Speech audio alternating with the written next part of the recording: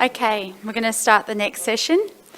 So just to go back to yesterday, when we spoke about the 3 steps of athlete evaluation.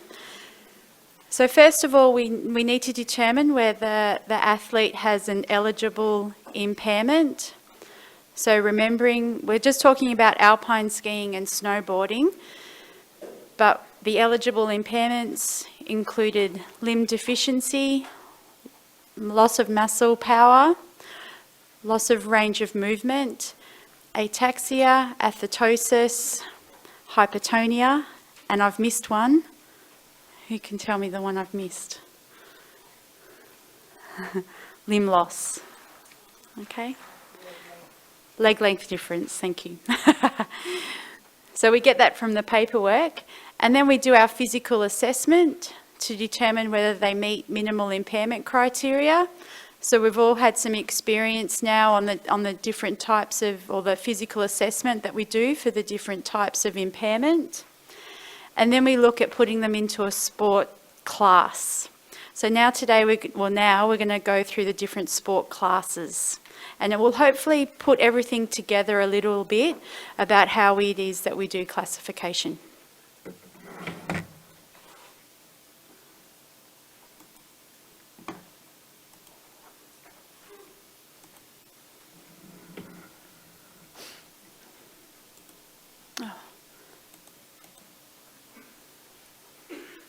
Okay, so in alpine skiing, it's been touched on a little bit, but we're going to go into it in a lot more detail now.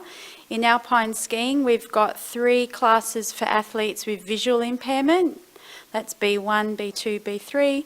We've got 9 classes for athletes who stand, and we've got 3 classes, but in total 5, because there are some subclasses, for sitting.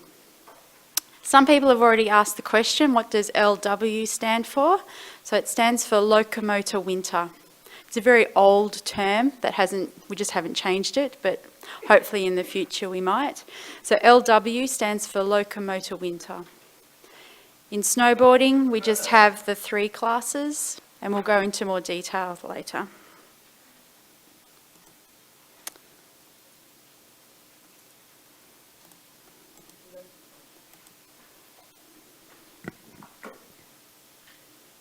So in total in alpine skiing there are 19 classes. All the classes compete together. Well, no, I'll tell you about that. All the athletes that are visually impaired, so in the B classes, B1, B2, B3, they all compete for the same medals. All the athletes who stand, so LW1 through to LW9, they all compete together for the same medal. And then all the athletes who sit compete for the same medal. But each class is assigned a factor. Well, you might think of it as a handicap.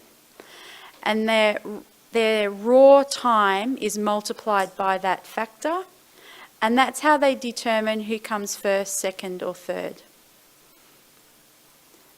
Do people understand that? So that's the format of competition. So we have all the athletes who are visually impaired competing together for the same medal. We have all the athletes who are standing competing together, and all the athletes who are sitting. When you watch the racing, so I've just already suggested to someone who hasn't seen alpine racing before, if you look on YouTube, and you'll see the times in the bottom of the screen. That time has already been adjusted to the factor. Okay, so we never actually see the raw time, we only ever see the adjusted time. So in today's technology with computers, they can adjust that live. Okay, so there's a computer software that does that.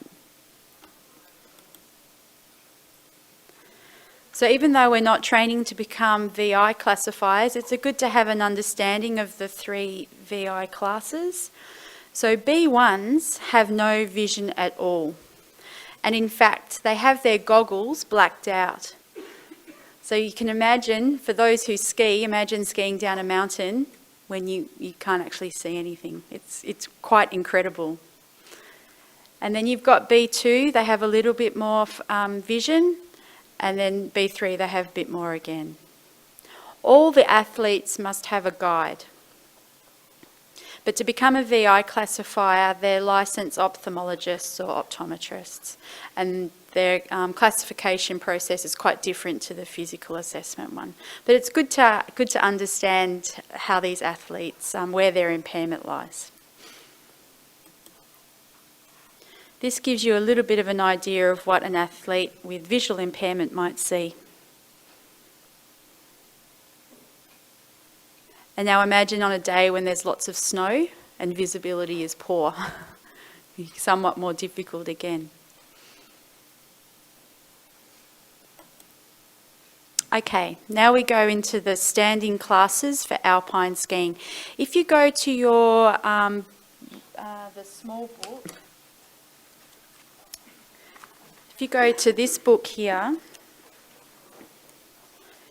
and go to page 58, this is where it's offered in a lot more detail about each of the classes. I'm going to talk about them briefly, but I would suggest that then tonight you go back and have a look at the booklet and have a look at it in a bit more detail. But I can tell you, as a classifier for many years, still always go back to the book. So it's not something you need to memorise, and you'll certainly over time understand how each of the classes are, but it's okay to go back to the book. Okay. So LW1. This is a class for athletes who have very severe lower limbs, and that's 2 lower limbs. And an example of an athlete that might be in this class is someone who has an amputation above the knee on one side and maybe below the knee on the other. So you can understand it's quite a severe impairment for someone to be skiing. They might have, so the muscle power, and we're looking at both the legs, that they would have less than 35. So it's quite weak. If it's an athlete that's presenting with increased tone, then we're looking that they're going to have increased tone in both legs, where they have an Ashworth score of 2 or 3. And when we're looking at how they physically present, that you will see that their walking is laboured. They will often walk with assistive devices, so they might be walking with crutches or AFOs. They can't hop, and they can't perform any of the advanced coordination tests. In the photo, there's an example of an LW1 athlete. So these athletes, they will ski with 2 skis. Most commonly, they'll also use 2 outriggers. Is anyone familiar with outrigger? No? So some of the skis, certainly in the sit skiing, you'll see it. I don't know if we have any photos that come up that look at outriggers, but this athlete here is using outriggers. You know, normally you'd use ski poles. Everyone's familiar with a ski pole. But these athletes will use ski poles that have little mini skis on them. And that's because they really are relying on their upper limbs to help with their turning. And if you see some video footage, it becomes much clearer. So it's unusual. An athlete in this class could use 2 poles, but most commonly we see that they use outriggers instead. And that's to compensate for the fact that they don't have good lower limb function. Also, because of the weakness that they would present in their legs, they may ski with their skis tied together. It's a bit hard to see in this photo, but this athlete actually has the tips of his skis tied together. Otherwise, because of his weakness, they'd just go off in different directions. When we see some video footage of this class, you'll also see that they find it very difficult to edge the ski. So when they're taking the turns, it's very different to some of the classes where the athlete is more able. And we will look at some video on that tomorrow.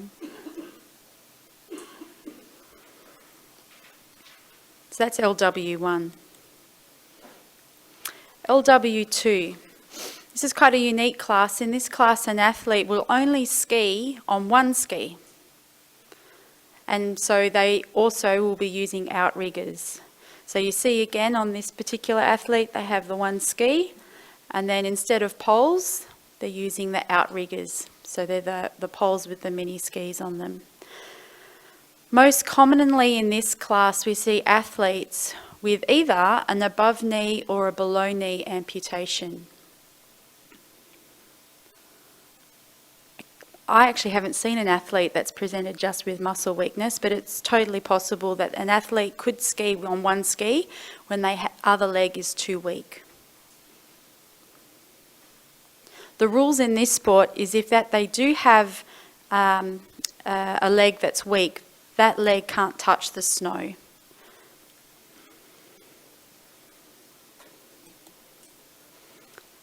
Here's just an action shot of an LW2.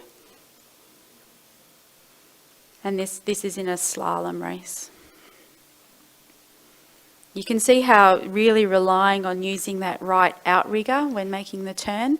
So it'd be very difficult to race in this class with poles. Again, I don't know of anyone actually. You do? Oh, there you go. There's some do. Okay, LW3. LW3 is a class also for athletes with severe impairment in both legs, but not as severe as in LW1. And an example of an athlete in this class might be someone with double below knee amputations. If they're presenting with muscle weakness, then we'd look at that they have less than 60 points for both legs. If they're presenting with increased tone, then they might have Ashworth of 1 to 2 in both legs. Or if it's that we're looking at their coordination, we'd see that they're able to run but have some difficulties in changing direction, can hop, but it's difficult to remain on that one leg. As you can remember from the coordination testing that we did here in the back of the room, there's lots of different tests that we would do. It's just not the ones that are written on here.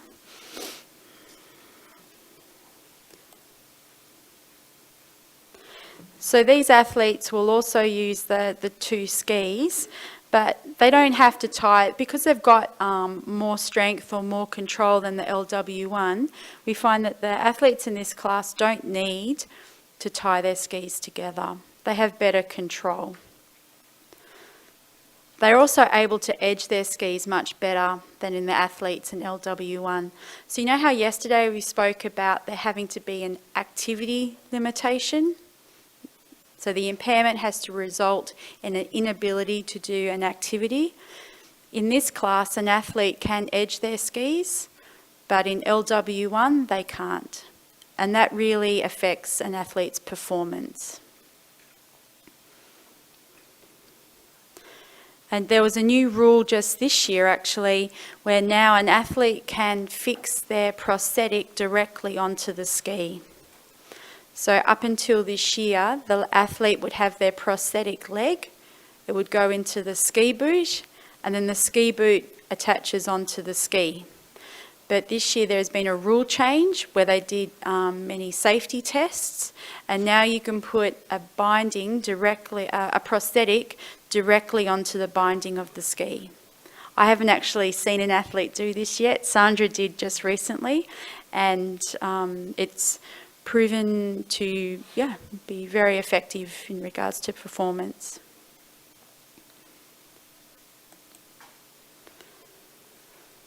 So now we go on to LW4. So LW4 is the most able class for athletes who have lower limb impairment. An example of this, of an athlete in this class would be an athlete who has a below knee amputation. If they present with muscle weakness, they'd have less than 30 points in one leg. So you may have already noticed that an athlete that has a below knee amputation could actually compete in LW4 or LW2. Go back.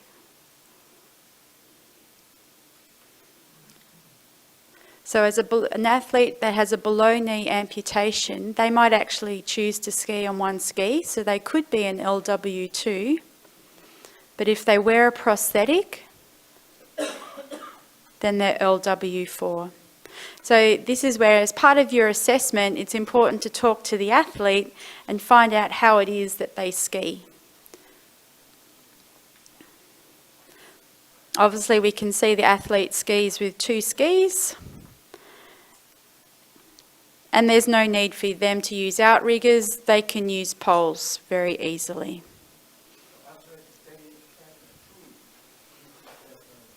Yeah, so sometimes with a below-knee amputee, if they have pain on their stump or they might have knee damage and they don't want to be wearing a prosthetic leg when they ski, then they could choose not to wear a prosthetic leg and compete as an LW2.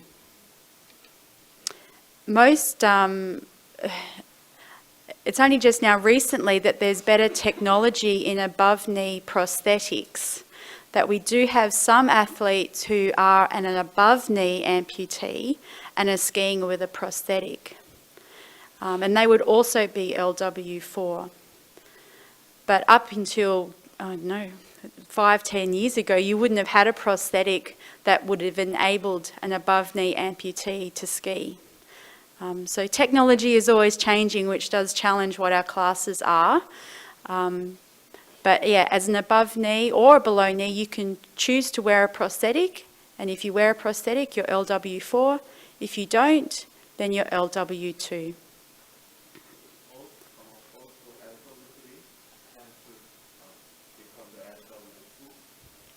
Yeah, if you're a double below knee amputee and you wanted to ski on one prosthetic, then yeah, you would be an LW2. They would, they've chosen the way that they want to ski, which then results in that's the class that they would be in.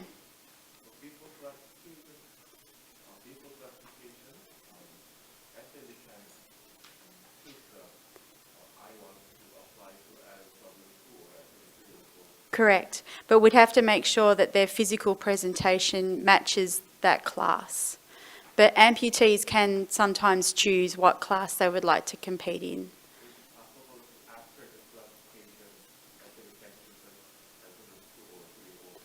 We'd make that decision during classification. They would have to stay in that class during that season. If after a season they wanted to change, they'd have to come back to classification. Okay. Yeah. And you'll find out in a moment they can actually be in another class, but we'll wait, we'll get to that. Is that okay? Yeah. Is there a process or what process? If they want to change their class, they don't need to put in a protest. Actually, if they're eligible for another class, I'll let Sandra explain this one. It's important that we as classifiers write down in the paper that they are eligible for another class, but at that moment they choose to be in, say, LW2. That they come, they can come. Yeah, they tell on the end of the first season that they want to change to class. Then they come back to the classification. So it's not a special procedure. They just can tell. But it can also happen. We had a girl was skiing with her prosthetic as an LW4, and then she had an accident, so she had a little bit of a medical problem, and then they sent in a medical review request to change to LW2. So there are different ways, but the protest is never a protest, but protests can only be done directly after the classification, and it's about the rules. It's not about a change of class. So if protest is something that's very rare. This is something that must be solved in a different way. And officially, we can also change the class after the games. So every 4 years, the athlete is entitled to say, okay, I've been skiing on 2 legs, but my prosthetic leg is going worse. I want to change to LW2. Then they must ask for a review, and then they send it in to us, and we see him. So you have, one is after the first season, second is after Paralympic cycle. But it's not so that you say, today I race on 2 skis, tomorrow on 1 ski. No, that's not possible. It's not very often we have athletes that can be in different classes. So, and as Sandra said, as long as we have it well documented on their assessment form, it makes it much easier for down the track if the athlete wants to make a change. So now we go to athletes who have upper limb impairment. So LW57 is a class for athletes who have 2 arms impaired. So we'll see that they can use no problem in using 2 skis, but they use no poles. So there's the athlete has to demonstrate that they cannot hold or use a pole for both arms. But within this class, we have 3 subclasses. So we have 571, 572, 573. So the 571 class is the most impaired class in the upper limb.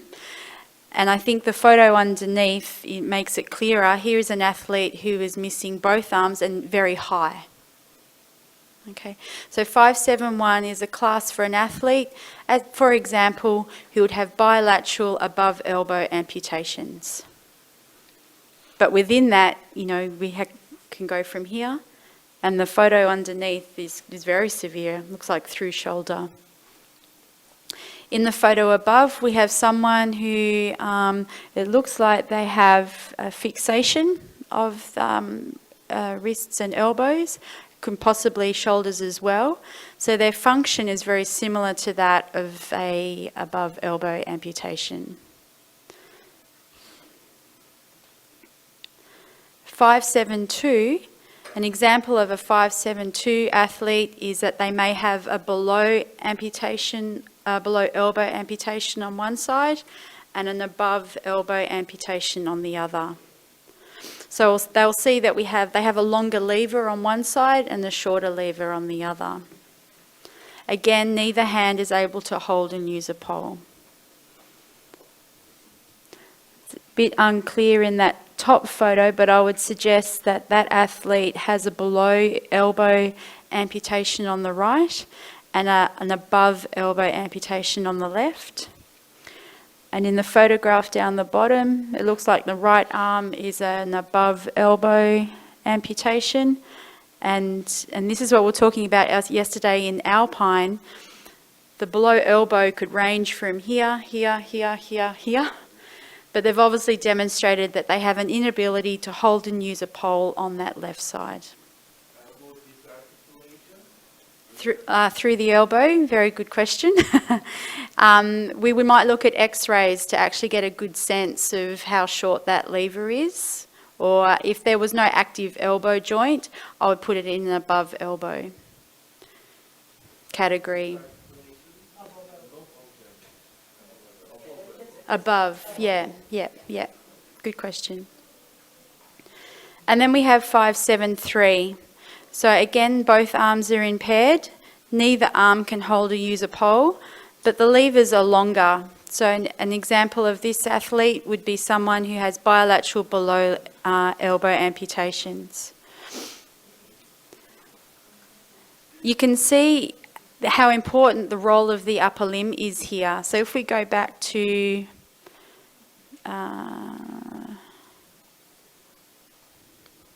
this shot, number 68, the athlete down the bottom, he has no ability to be able to deflect the gait.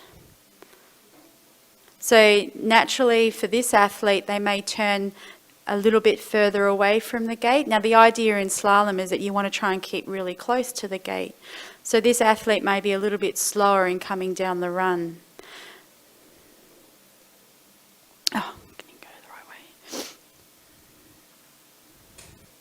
And then if you look at the athlete in the bottom picture here, you see how they've got the longer lever, and so now they can deflect that gate, which will enable them to get a bit closer to it.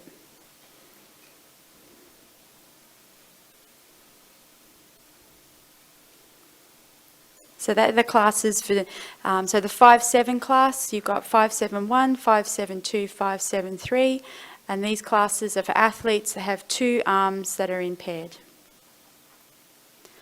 Then we have LW 6-8. The 6-8 classes are for athletes that just have 1 arm that's impaired. And in this class, we have it divided into 2. We've got 6-8-1 and 6-8-2.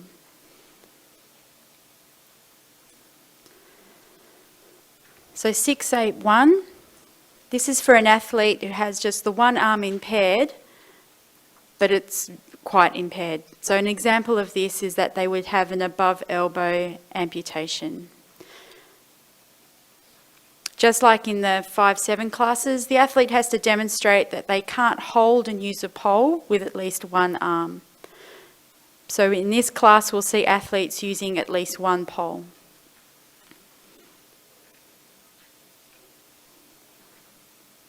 And the 6-8-2, they generally have a longer lever, so that arm is a little bit more functional when using it for alpine skiing.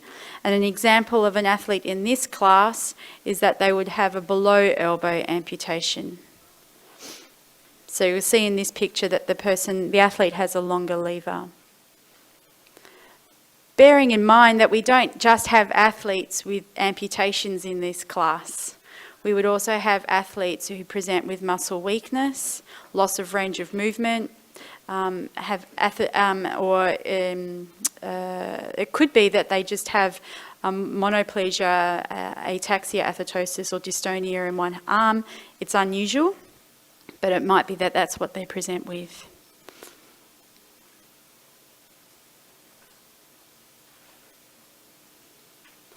And now we move on to classes for athletes that have arm and leg impairment.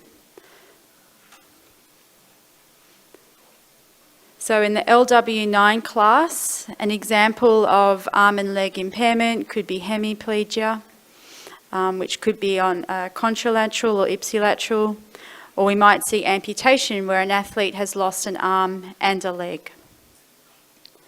Within the LW9 class, we have 2 subclasses, LW91 and LW92. The key difference between 9.1 and 9.2 is leg impairment. It's important to remember that. So the LW91 class is a class with severe lower limb impairment, but also that they've demonstrated that they can't hold and use a pole.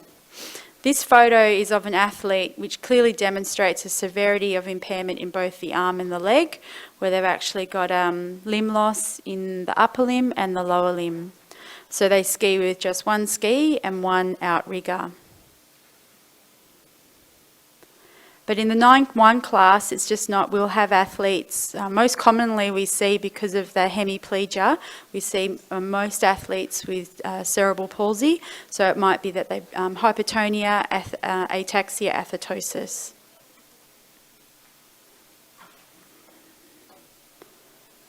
And then 9.2 class, they have less severe, oh, that's like half a picture. This athlete has no legs. I think they would be not in this class. An example of an athlete in 9.2 is that they would have a below knee amputation, but also demonstrate an inability to hold and use a pole in 1 arm. But also it might be that they have mild to moderate hypertonia on 1 side or ataxia.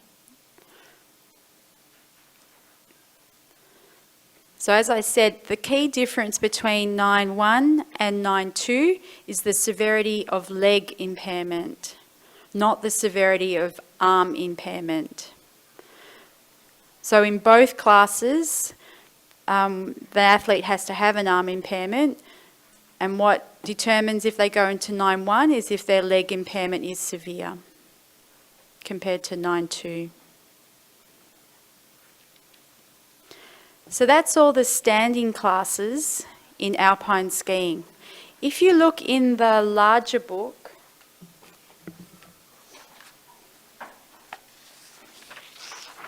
there's no page number, but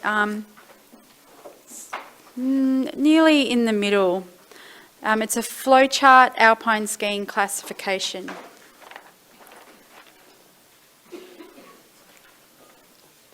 And this is just a bit of a cheat sheet, I guess, that can help you determine where an athlete may be classified, or what class they might be classified into. So we've just gone through the standing classes. So if an athlete's come in and you determine that, yes, they're going to be competing standing, you then want to determine, is it a leg impairment, is it an arm impairment, or is it both? If it's a leg impairment, then you'd be looking at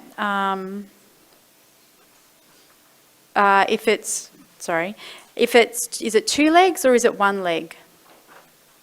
If it's 2 legs, then is it a severe impairment or a mild impairment? And then if you look at the chart, then it will lead you towards some recommended classes. So this will become very handy when you start your classification process. It gives you a bit of a guide about what you'll be looking for and what you'll be assessing with an athlete. If the athlete just has an arm impairment, then you need to say, is it 2 arms or is it 1 arm? If it's 2 arms, then you'd be looking at the 5-7 classes, and then you're looking at the severity of each of those arms. So I'd suggest having a good look at this, certainly in preparation for when we're doing our assessments this afternoon.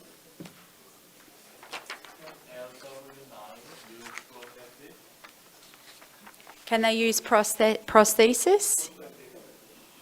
Yeah, if so, an athlete presented with a below-knee amputation and they skied with their prosthetic leg, but they also had an arm, yes, they could be in a 9 class. Yeah, because they have both an arm and a leg. Yeah.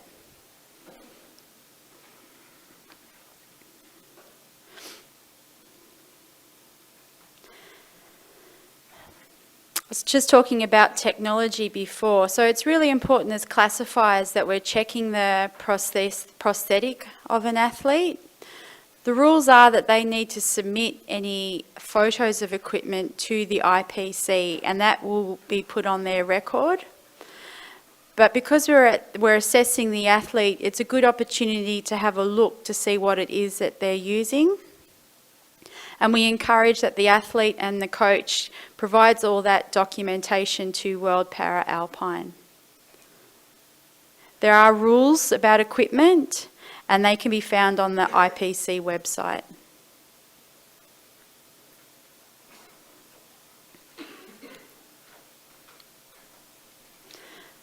So once you've done your physical assessment, it might be that you're still not sure where an athlete might be in regards to their class.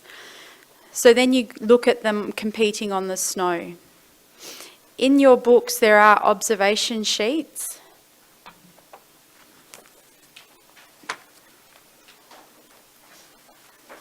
Just after that flow chart we were talking about.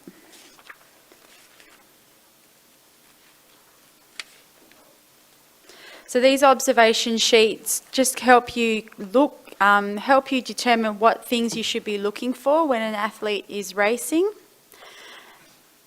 And you want to make sure that what you're seeing on snow is matched by what you've seen with your physical assessment. But with that, it's important to consider how well trained they are. Because if they're a beginner, if they're competing poorly, is it because of their impairment, or is it because they're new to the sport? And also their equipment. So if they're new to the sport and they may have a prosthetic leg that doesn't fit them very well, and then as a result their performance is poor, Again, it's not because of the athlete's impairment, it's because of their equipment. So they're the things that need to be taken into consideration when you're observing an athlete.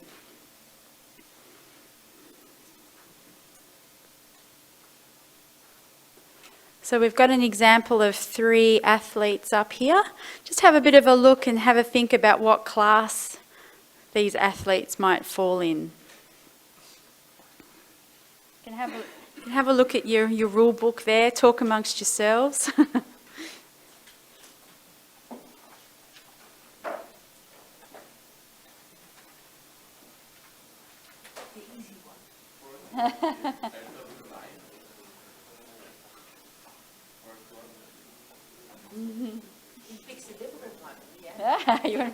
That's the way.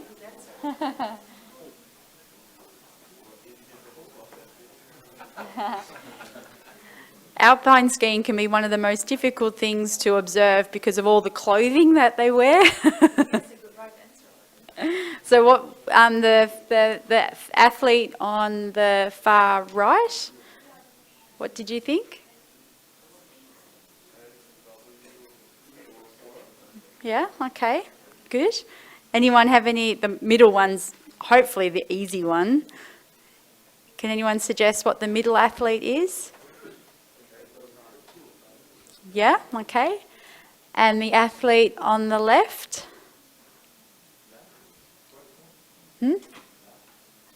This.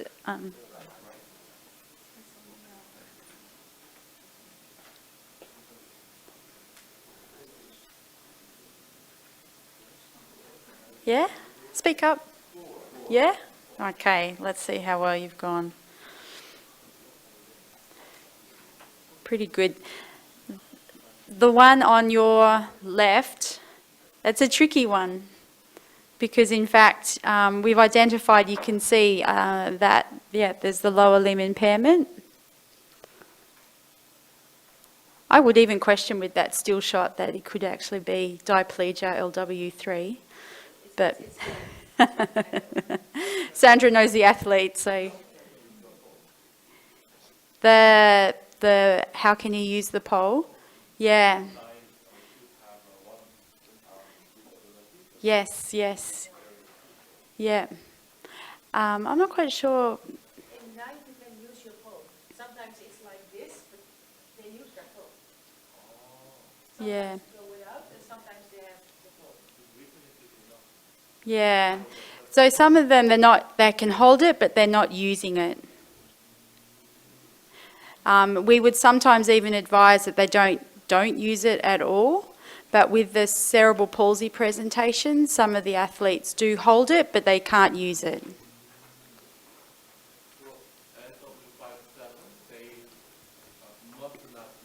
Correct. But in the 9 classes, we do see that they can hold it, but they don't use it. And that's mainly because the athletes are of cerebral palsy, hemiplegia. Okay, so we'll move on to the sitting classes. So going back to the earlier slide, we have LW10, 11 and 12, and then there are subclasses within this. So LW10 is for athletes who have very poor function in their trunk. So you would assess them to have no functional sitting balance. There's no activity in the upper or lower abdominal muscles, and we've all done the board test now, and LW10 classes are the ones that perform very poorly on the board test. So, LW10 is divided into 10.1 and 10.2, so the 10.1 is the ones that have no activity.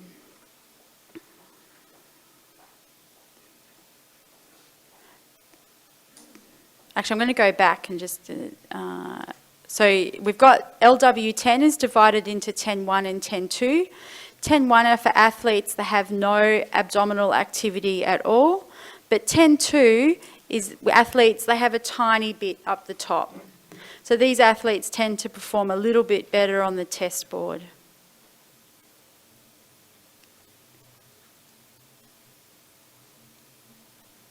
Then we move on to LW11. The LW11 athletes have more trunk, so they perform a bit better on the board, but they have no muscle activity around their hips. So for those people who actually sat onto the test board in their groups this morning and yesterday, you'll have a good understanding of how important the hip muscles can be when you're actually in that seated position. So without the hip muscles, there is a new activity limitation, but they have more trunk than the LW10 athletes. An example of this athlete would be someone with complete low-level paraplegia. As in the LW10 class, it would be someone with high-level paraplegia. And then we have the LW12 classes. So LW12 is divided up into 12.1 and 12.2. 12.1 athlete is that they've got full abdominals and spinal extensors, and they've also got activity in their lower abdominals and spinal extensors, but they also have muscle activity around their hips. And that's what's very different between athletes in this class and the LW11. So LW11, they have good trunk, but no hip. In 12.1, they have good trunk, and they have some hip. And as a result, they would perform much better on the test board.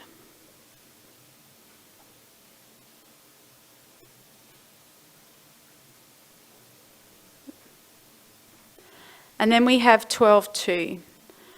12.2 is mainly for athletes who have an amputation and they choose to sit ski.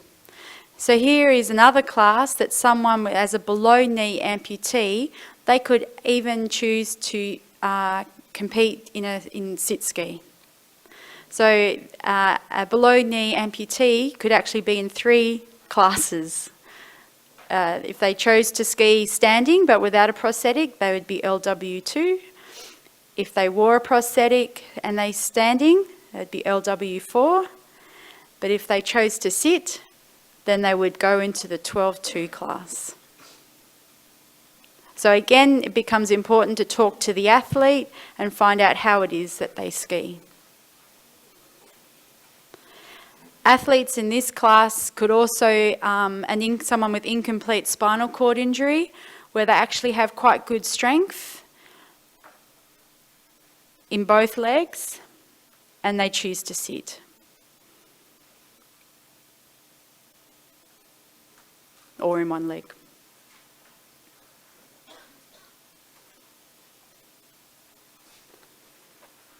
So we have an observation sheet for athletes who sit as well. So that's in your booklet that goes after the standing observation sheet.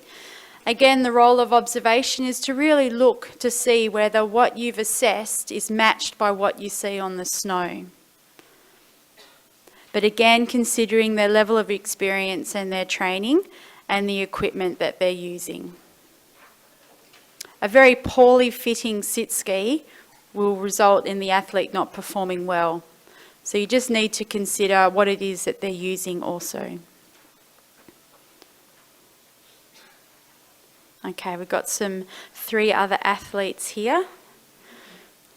So just getting a bit of a sense of understanding the role of the trunk and also what you've done on the test board and what you've seen on the test board. Have a look at these 3 athletes and have a think about what class they might go into.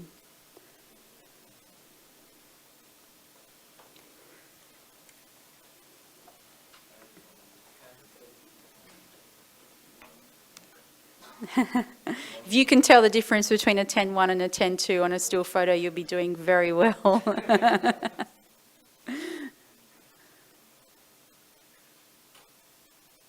Okay. So the big difference between these classes, as we've already spoken about, is that you've got more trunk. So in the LW10, nearly no trunk function. 11, they have trunk but no hips. And in the 12s, you've got trunk and hips. So as a result, you'll get a lot more angulation on your ski. So in the LW12-2 athlete, this athlete is actually a very high double below, above knee amputee. So he has full hip and trunk, and he's getting really close to the snow. So he's able to edge his ski very well, which is going to give him greater speed on the turns. And then we go to LW11.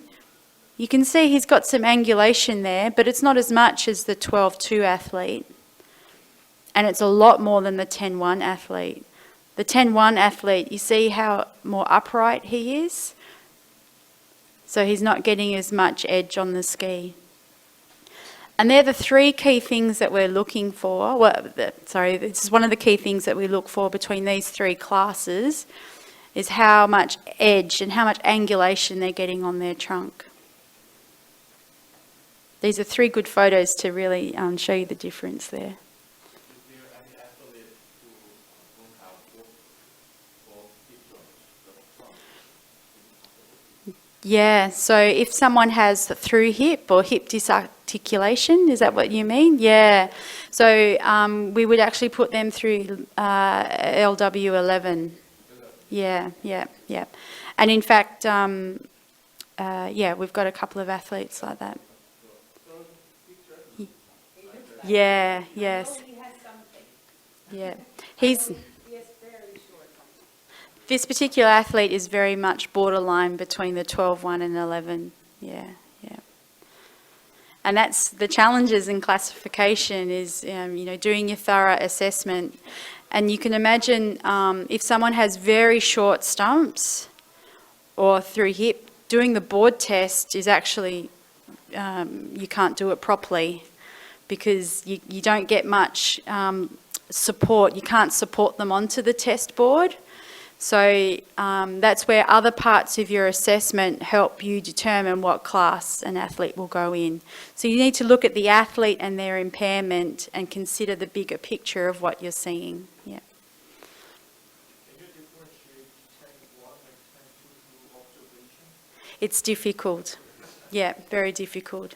And that's where we would rely mostly on our physical assessment and in part what we then see on the snow as well and their level of training. But we would put greater emphasis on the physical because it is difficult to see the difference between 10-1 and 10-2 on snow. We've just introduced taking video so that we can do video analysis afterwards. And with that, we hope that we might be able to see some difference. But at the moment, we're using more on the physical assessment. Yeah.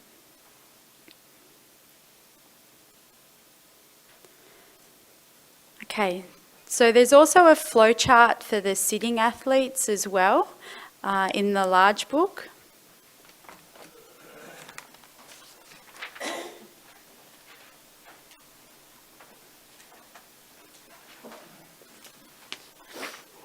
So an athlete comes in and they're telling you that they sit ski. If the athlete's walked into the assessment room and they're telling you that they sit ski, then already you're probably thinking that they're going to be in the 12 class. Okay? If an athlete has come in and they're using a wheelchair, well, it's still very open to what classes they could be in. But then it comes down to the role of the trunk and the hips. So they're the primary things that it's going to help you determine what class an athlete will be in. So these flowcharts here. Okay, so that's any more questions about Alpine?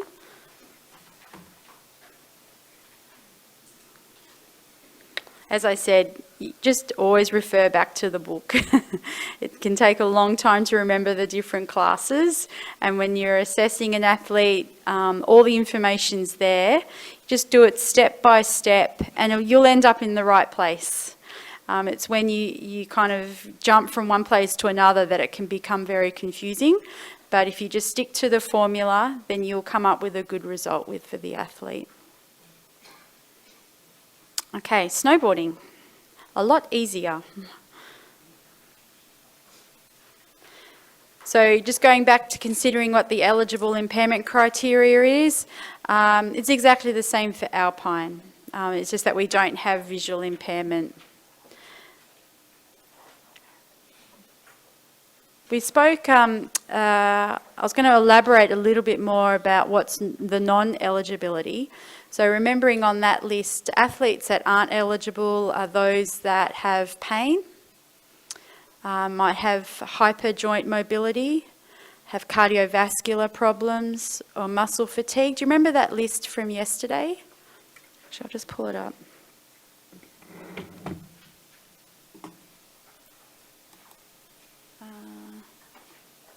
No, number 4.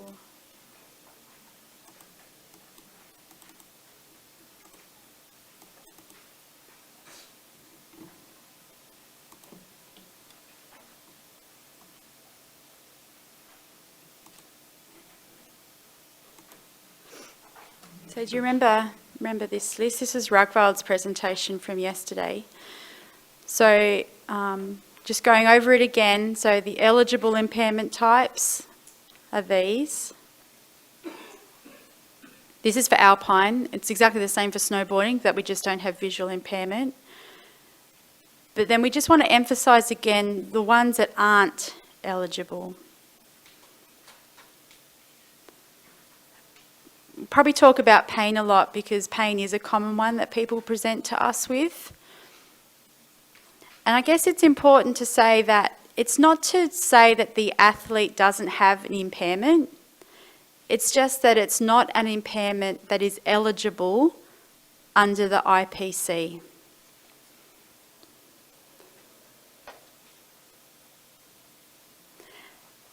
I've had an athlete that presented with joint instability and they chose to sit ski and then they presented for classification.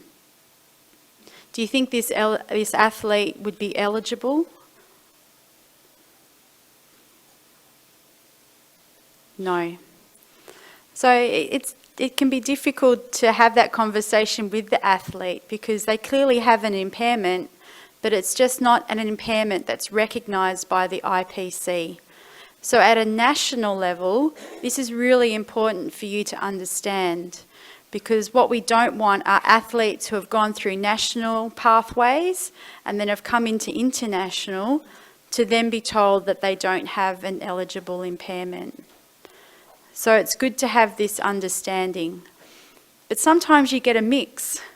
So sometimes you might have an amputee who experiences pain, or you might have someone with muscle weakness that experiences pain. And so you have to really separate your assessment of strength and its impact on pain. So it's good to have these considerations in your mind. Do people understand that? Yeah.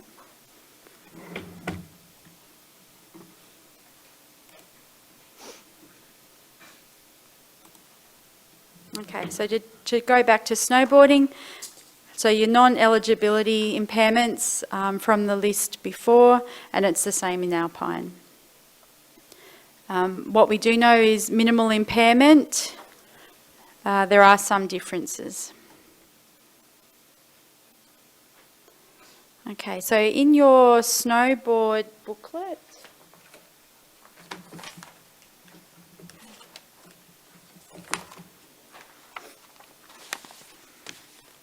page 52, I think.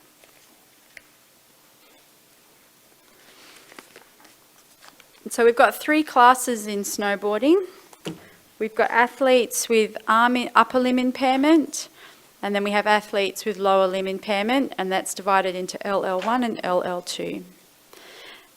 I was talking yesterday about just language, and that in Alpine it talks about a below elbow amputation, and in snowboarding we talk about above wrist. I think it's just important to understand that the snowboarding rules were written more recently than Alpine. So it is presented differently, but it is similar in regards to its content. So for the upper limb class, when we look at muscle power, we want to see that they've got quite a significant degree of weakness that exists around the elbow and the shoulder.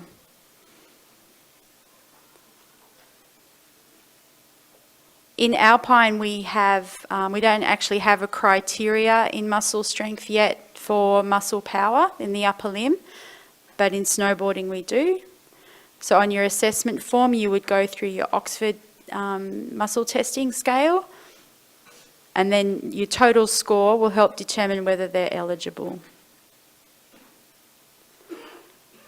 Then we've got passive range of movement. So again, we want to see that they've got significant loss in their passive range of movement.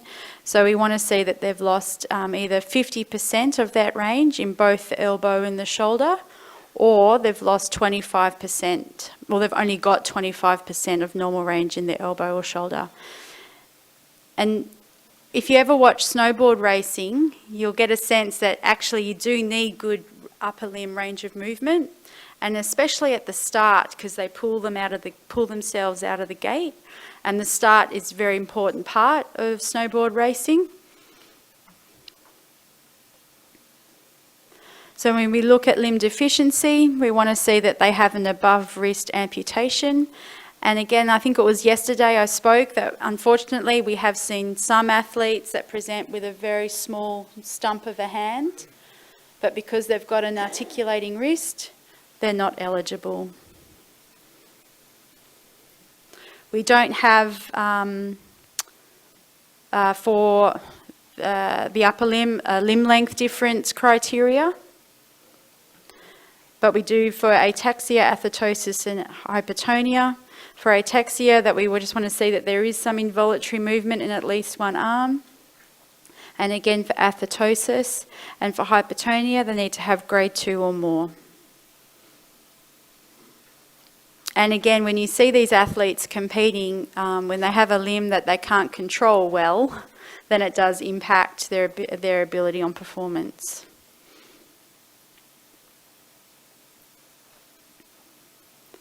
So what we're looking for when we observe, so we want to see that there is an impaired ability to use at least one arm at the start.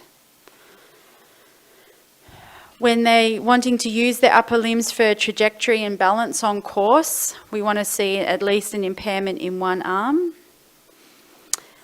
And again, when you become familiar with snowboard racing, you'll see that the arms have a really key role in ability to move their body or their centre of gravity outside of their base of support. We have some athletes on the circuit who have very high degrees of impairment, and their ability to get on their edge and get their body over on the turn is quite impaired. And then also when they want to be able to correct themselves. So snowboard cross, people familiar with snowboard cross competition format? There's lots of different features. We go in Paris snowboarding, or world snowboarding, we do time trials, and then it's head-to-head format. So then you're competing against a person on course. So you can be very close to another athlete, and you might have to really change your direction of travel, and it's very hard when you've got an upper limb impairment, that can be impaired. So we're trying to look at all the key features on the course. Within this class, we have quite a big spread of impairment types. So we might have an athlete who's just missing a hand through to an athlete who could be missing both their arms. So again, because it's a very new sport, we're keeping an eye on this to get a sense whether those athletes with more severe impairment are a disadvantage to athletes with minimal impairment.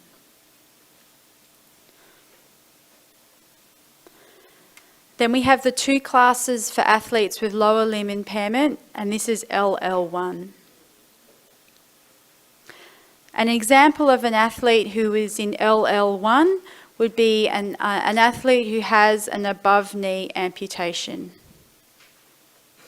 And I was talking about technology before, because now there are prosthetics out there that actually make it, I don't know if I'd say easy, but make it easier for athletes with above knee amputations to compete in sports. And snowboarding is a good one because of its closed chain activity. So you have both feet on the board. So there are quite a few athletes in the LL1 class, and most of them are amputees. We do have athletes, though, with incomplete spinal cord injury resulting in loss of muscle strength, so they become eligible under muscle power. We've also got athletes who present with diplegia, and that they qualify under hypertonia or ataxia.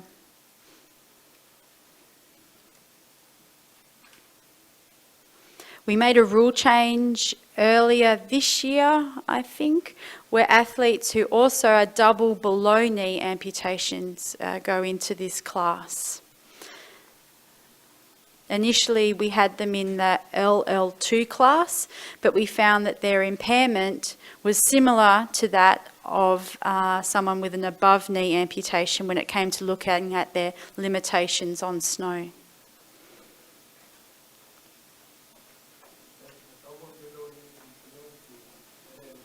Correct, yes, yeah.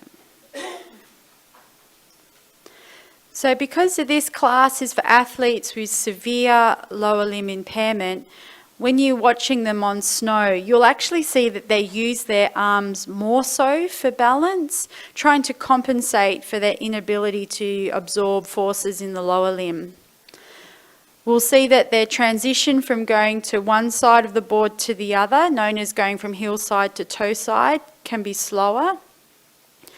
They're also not moving as much through range. So if you look at an able-bodied snowboarder, you'll see that they can flex and extend very well in the lower limbs, which helps them to negotiate features on the course. But an athlete who has severe lower limb impairment will see that this is impaired. When they have just the one leg impaired, we'll see that they may put more reliance on the unimpaired leg, and that might cause an asymmetry in their movement. And again, the ability to absorb ground reaction forces can be impaired. So going back to snowboard cross, where you've got lots of different features, that will really show you the degree of activity limitation for athletes with severe lower limb impairment.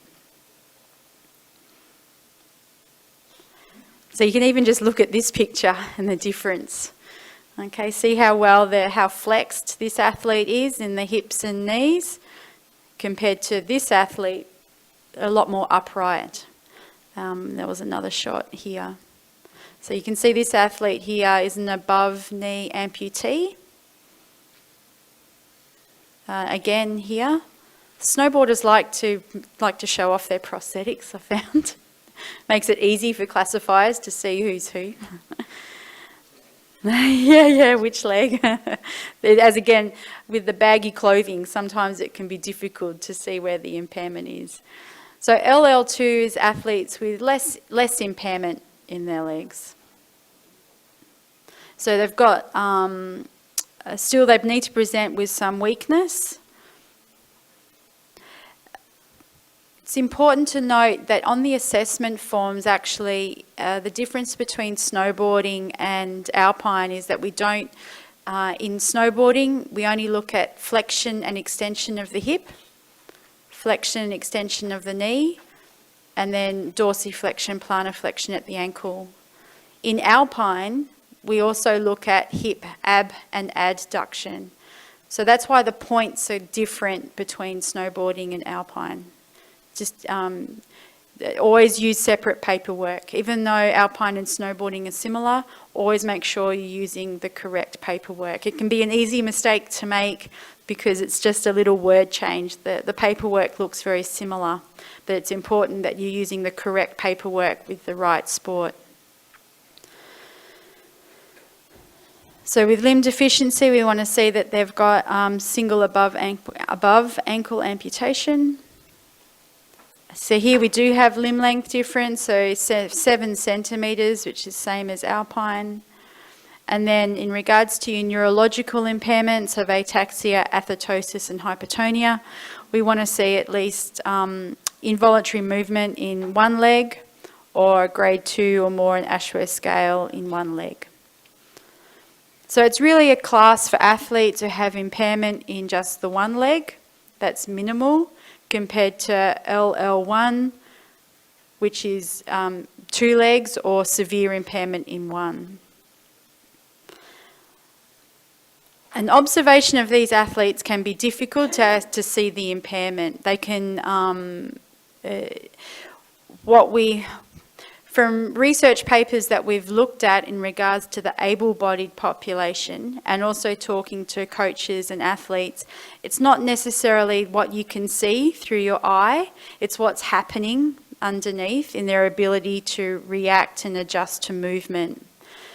So quite often it will look that they have good ability to flex and extend through the hips, and they have good speed transition between the heel side and toe side.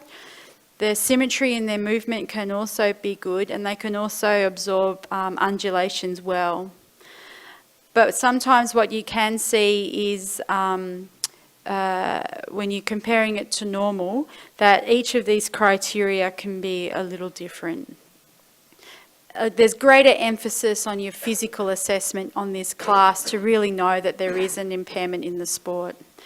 It's not too often that we might rely on this to tell us whether an athlete belongs in this class or not. So going to athletes who have both arm and leg, that was brought up yesterday. At the moment, if an athlete is eligible in both the upper limb and the lower limb class, then they can choose. If after a season they want to change, again, if we have it well documented on the paperwork that this is the case, then they would be welcome to come back to classification and we can put them in the other class in the following season. But we're collecting data to look at the performance of these athletes. So for in the future, if we can see that they're at a significant disadvantage, then we might look at restructuring the classes to accommodate. Do they have a full workup or just revisit? Say again? When he or she wants to change their classification, Yep, lower blocker, yep. do they have to have a full examination or just record review? Yeah, they would have to come back to classification, and yes, we would put them through normal classification process. But if it's an amputee, it could be a very simple decision to make.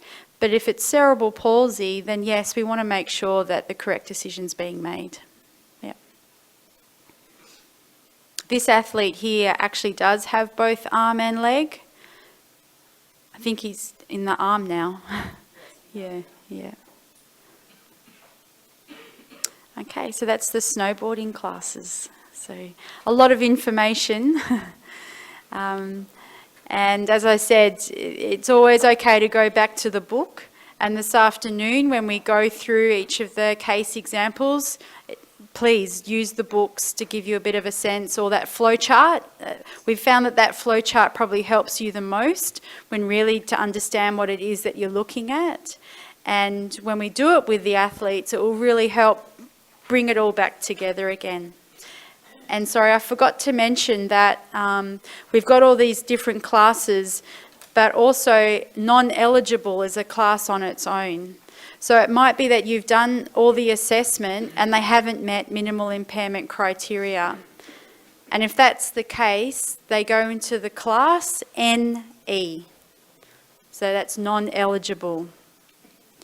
An athlete who's been assessed as non-eligible can actually be seen by another panel.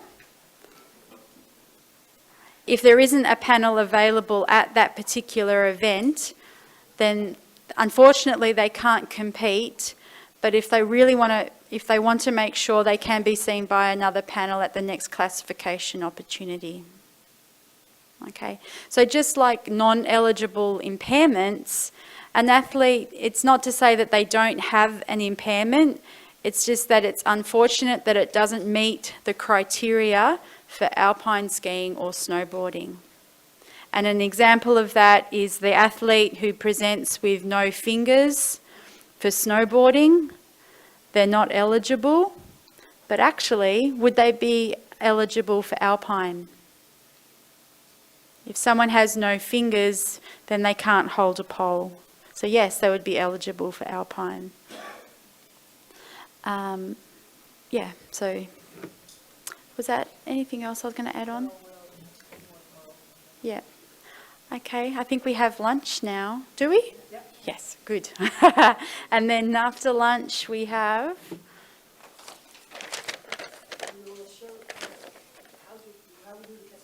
Ah, that's right. We're gonna do a classification for you to all watch, and then we're going to do a lot more practical this afternoon. So we'll see you after lunch.